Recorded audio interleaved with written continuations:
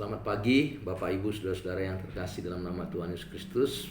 Pada pagi hari ini saya sungguh bersyukur bisa menyapa Bapak Ibu.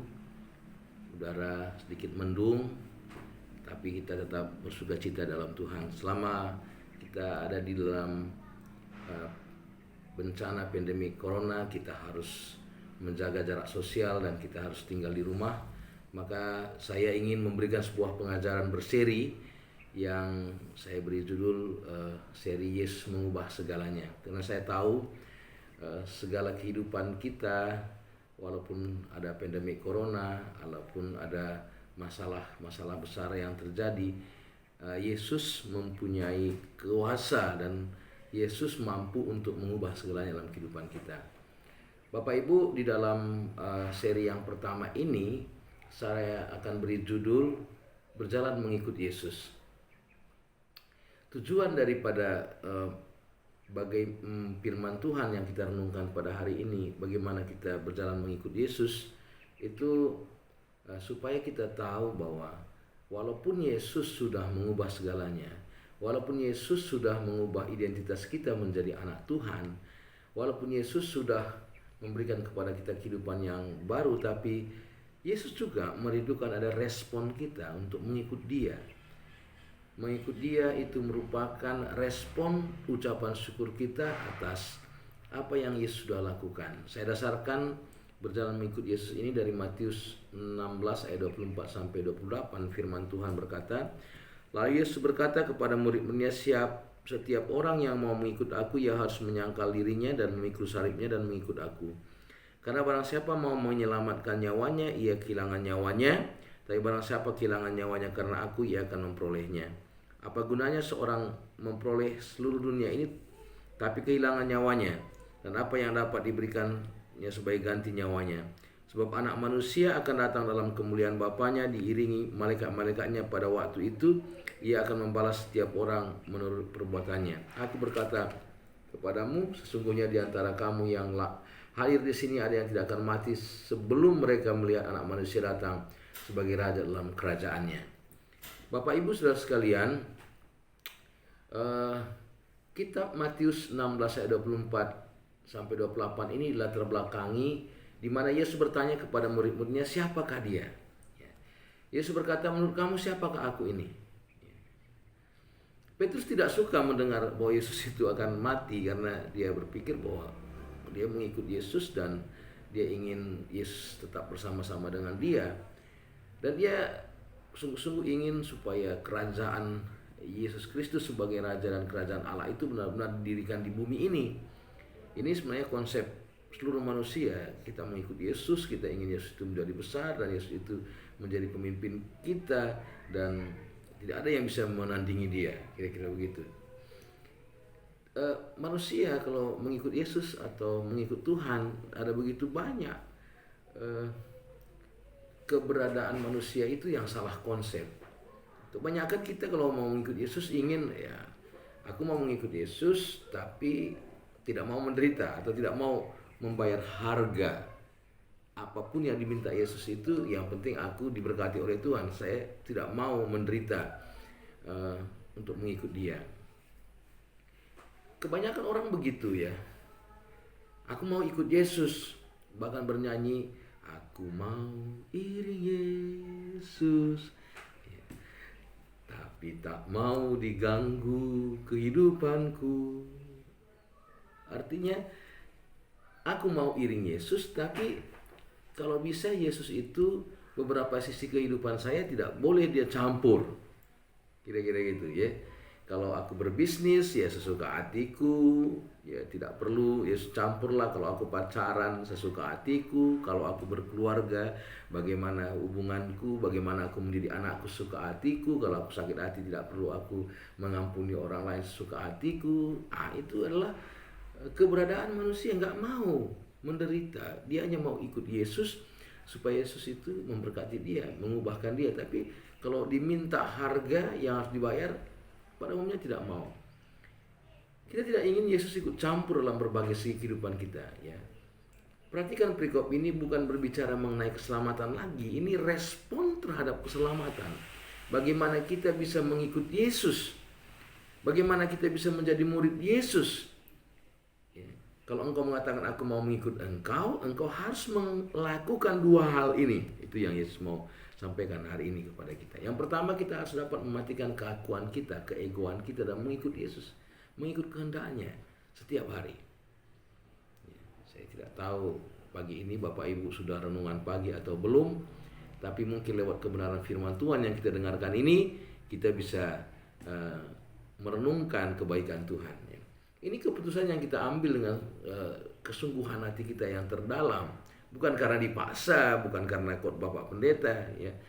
Dalam kalimat ini dikatakan kalau kita mau mengikut Yesus, ya, jelas-jelas diingatkan di situ bahwa kita harus mematikan keakuan kita. Setiap orang yang mau mengikut aku, ya harus menyangkal dirinya. Ya.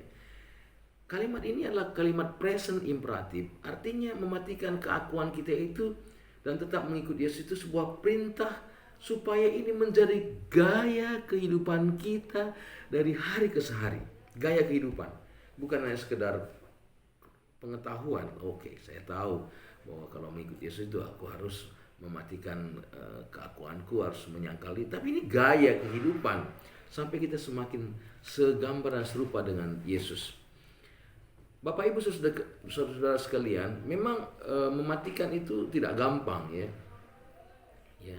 Mengikut Yesus itu bukan bicara aku diberkati, aku diberikan kesehatan, aku diberikan kesuksesan. Bukan berbicara tentang itu. Memang pasti Tuhan akan memberkati kita, tapi mengikut Yesus itu adalah berbicara tentang bagaimana saya segambar dan serupa dengan Yesus. Ya. Mengikut kehendak Yesus sampai mati. Kita bisa mematikan segala keakuan kita, walaupun kita harus dipermalukan, harus ada kehilangan sesuatu karena mengikut Yesus, kita rela. Itu ya, mengikut Yesus itu kita rela. Ya, saya tidak nyaman karena saya mengikut Yesus, akhirnya saya harus diejek dan saya harus dikatakan orang yang sok suci dan sebagainya. Enggak apa-apa. Yang penting saya mengikut Yesus dan sampai segambar dan sampai sama karakter saya dengan Yesus. Yang kedua, Bapak Ibu sekalian, kita mati bersama Yesus, maka kita juga akan bangkit bersama Dia. Ini pengharapan kita. Kalau saya mau mati dan saya mematikan keegoan saya dan saya mematikan segala sifat-sifat lama saya pasti akan bangkit juga bersama Yesus. Karena Yesus sendiri sudah menjadi yang sulung. Dia yang sudah mati untuk kita. Kita juga harus mati. Saudara-saudara, kita harus mati terhadap keakuan kita. Kita harus selalu mengatakan, yes, saya selalu ikut Yesus. Saya selalu bersama dengan Yesus. Ini berbicara tentang penderitaan. Mati terhadap dosa-dosa kita. Kalau kita lihat dalam Kolose pasal 3, ya. Dalam tulisan Paulus kepada jemaat di Kolose pasal yang ketiga, dia berkata ayat yang kelima itu demikian. Sunat pada hari, Kolose pasal 3 salah. Karena itu matikanlah dalam dirimu segala sesuatu yang duniawi, yaitu percabulan, kenajisan, hawa nafsu, nafsu jahat, dan juga keserakahan yang sama dengan penyembahan berhala. Ya. Matikanlah pada dirimu. Kebanyakan dari kita tidak pernah diusir oleh keluarga karena Yesus. Ya. Saya belum pernah dengar. Ya. Walaupun ada memang orang yang diusir karena mengikut Yesus, tapi sampai hari ini kalau saya belum pernah dengar. Atau diusir pada pekerjaan karena ikut Yesus. Tapi kita bisa ditolak, teman. Karena kita tidak mau ikut dia arisan di hari Minggu, akhirnya kita dikucilkan. Bisa jadi begitu. Kadang-kadang kita diolok-olok. Namun kita sulit sebenarnya menderita untuk Yesus. Malah kita menyangkal Yesus kalau ada penderitaan. Hal kecil saja. Ya. Karena kita malas, ya, kita harusnya berdoa, harusnya membaca firman Tuhan. Pada masa-masa kita di rumah ini, kita bisa membaca firman Tuhan bukan cuma 1-2 pasal, tapi kita justru akhirnya bermalas-malasan, ya. Susah bagi orang Kristen untuk diubah dan bertumbuh dengan baik jika ia tidak mengerti tentang bagaimana kita sudah mati dan bangkit bersama Yesus. Lihat kata matikanlah, put to death. Mati itu tidak gampang. Itu adalah sebuah tindakan dalam diri kita untuk menghancurkan segala keegoan kita. Tapi dengan Yesus yang sudah mati di kayu salib dan sudah bangkit, kita pun sudah mati dan bangkit bersama Dia. Mematikan keakuan kita itu hanya kita bisa mampu kalau kita meminta Yesus sendiri yang mematikannya. Karena apa? Kemampuan kita tidak akan ada. Keinginan daging kita ini selalu kita tahu yang baik, yang jahat yang kita lakukan. Dan memang hal itu tidak gampang. Karena itu Petrus, Paulus, dan penulis Ibrani selalu mengajarkan bahwa kalau engkau ingin mematikan segala keegoanmu dengan mata yang tertuju kepada Yesus, ya, mari kita perhatikan bersama-sama. Mengikut Yesus berarti ada hubungan pribadi dengan Yesus. Bukan diisi dengan kegiatan-kegiatan pelayanan yang sangat dangkal saja, tapi betul-betul kehidupan kita itu ikut gaya hidup kita bersama dengan Yesus. Hati manusia yang berdosa dan jahat selalu ingin memberontak, ya. Kita tidak mau taat dan mematikan keakuan kita, ya. Hanya Yesus yang berkuasa mengalahkan kuasa dosa itu. Kuasa yang kita tahu yang baik tapi yang jahat kita lakukan itu hanya Yesus yang mampu. Oleh karena itu kita berikan otoritas kepada Yesus untuk mengubahkan kita. Bagi kita yang sudah lama ikut Yesus tetapi tidak pernah mempunyai hubungan pribadi dengan Kristus yang intim, mari kita mulai dari sekarang. Selama kita ada di rumah ini, coba kita berdoa. Berdoa itu jangan hanya 5 menit, tapi berdoa setengah jam minimal, baca firman Tuhan berpasal-pasal. Dan bagi kita yang sudah lama ikut Yesus tetapi kita sudah tidak punya kerinduan lagi untuk berdoa, mari kita ubahkan itu. Ya, bagi orang-orang yang belum percaya kepada Yesus, mari datang dan bertobat dan percaya kepada Yesus. Saudara-saudara, mari ikut Yesus dan bersandar kepada kekuatannya. Karena kemampuan kita, apalagi dalam masa-masa yang sulit ini, ini membuat kita sungguh-sungguh pasti banyak penderitaan. Saya kurang tahu, ya, tapi sesuai dengan prediksi daripada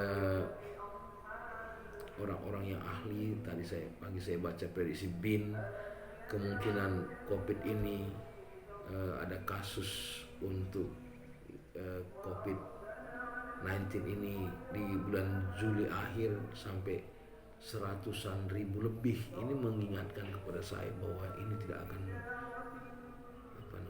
cepat. Dengan begitu luar biasa dan begitu panjangnya COVID ini, kemungkinan besar kita juga akan kesulitan, baik kesulitan ekonomi, kesulitan dalam semua hal. Tapi apakah kita akan menjadi putus asa? Mari kita ikut Tuhan. Baik di gereja mula-mula maupun dalam sejarah gereja, setiap orang yang ikut Tuhan dalam masa-masa yang sulit,